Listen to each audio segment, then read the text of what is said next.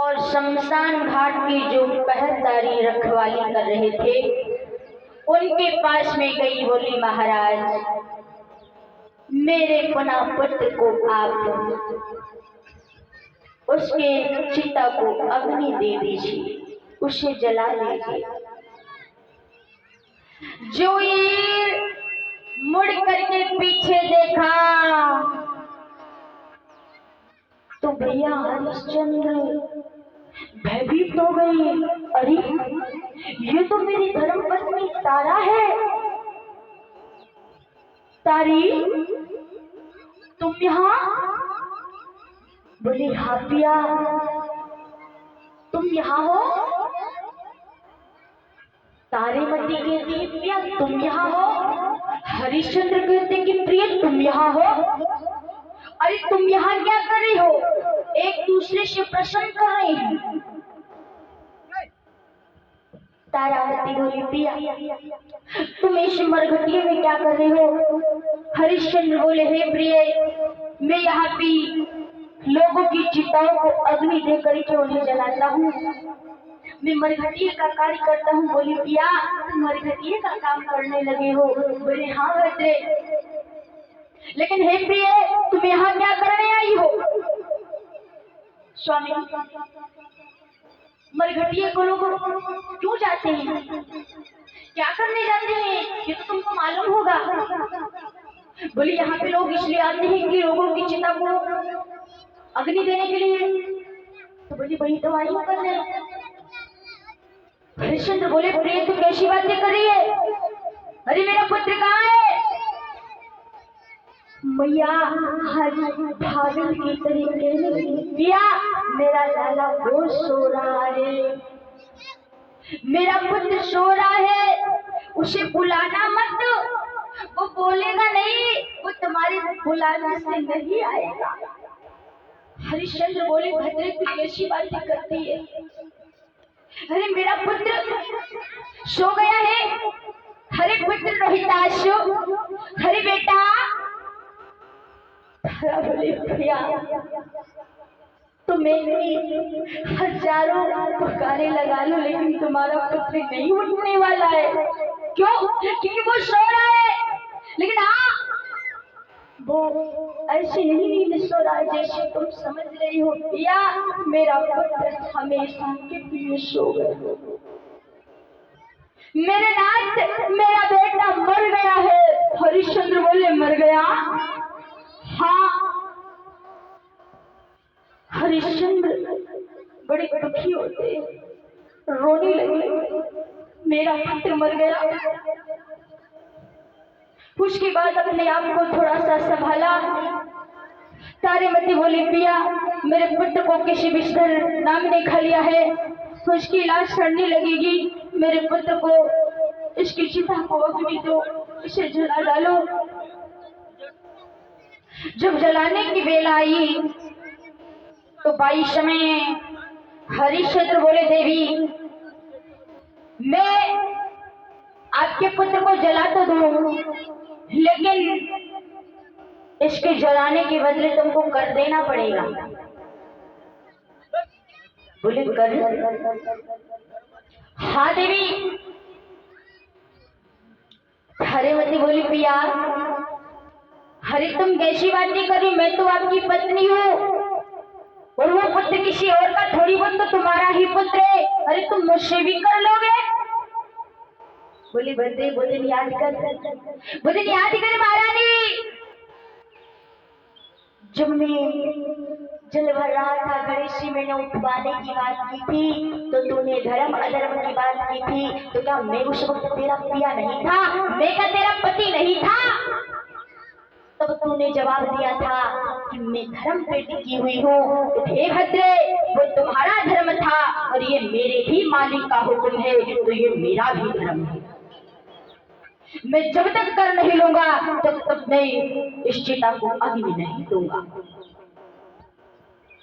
तारामती घबरा जाती है। तारामती ने कहा कि हे पिया मैं कर दे तो देती लेकिन कर देने के लिए मेरे पास में कुछ भी नहीं है।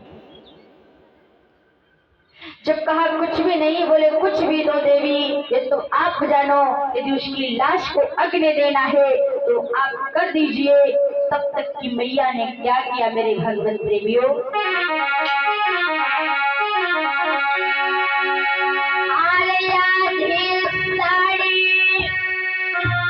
साड़ी के और कफन के रूप में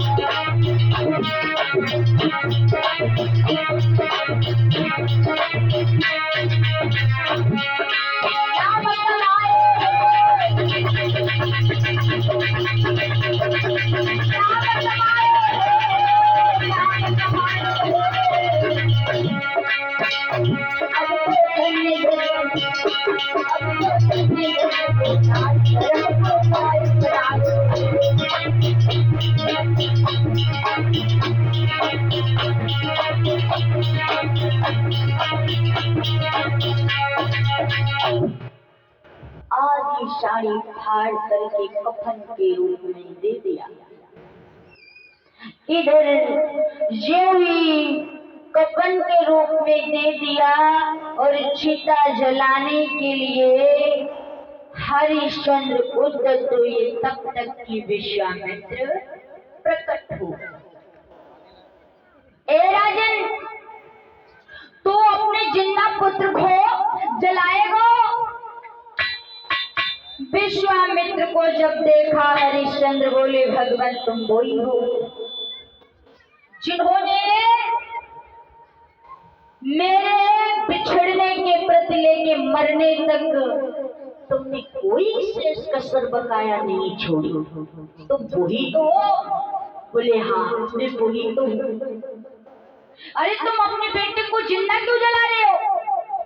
बोले स्वामी ये जिंदा नहीं है, मेरा पुत्र मर गया है। बोले अरे आपका पुत्र मर गया? तो किसने कहा? बोले मेरी धर्मपत्नी तारामती कहती है कि उसका पुत्र, मेरा पुत्र किसी कारनाम ने खा लिया है, वो मर गया है। बोले अरे एक बार आवाज तो लगाइए जरा। जो ही आवाज लगाई मैया ने, बेटा लाला रोहिताश्यो। जो ही आवाज मैया ने लगाई तो ही लला मरा हुआ जी गया, भाग करके मैया के सीने से लग गया। मेरी भगवत देवियों, आज 22 में विश्वामित्र बोले, हे राजन आप सचमुच में बड़ी धन्य हो, आप सचमुच में बड़ी दानवीर राजा हो। और मेरा तो यही मेरे विचार में आ रहा है कि आज तक इस जग में कोई भी आपके जैसा राजा ना ही तो हुआ है और ना ही तो होगा और ना ही तो कोई होने वाला है, जिन्होंने धर्म के कारण इतनी बड़ी बड़ी संकटों का सामना किया। मेरे श्रोता बंधु, विश्वामित्र बोले, हे महाराज मैं तो परीक्षा ले रहा था और जितनी वो राजपाटी आपकी थी वो तो आपकी ही रहेगी। और मैं चाहता हूँ आपकी इस परीक्षा होने के समय में आपसे बड़ा प्रसन्न हुआ हूँ। आप कोई मुझसे वरदान मांग लीजिए। तो हरिश्चंद्र ने जब इतने वचन सुने तो हरिश्चंद्र बोले,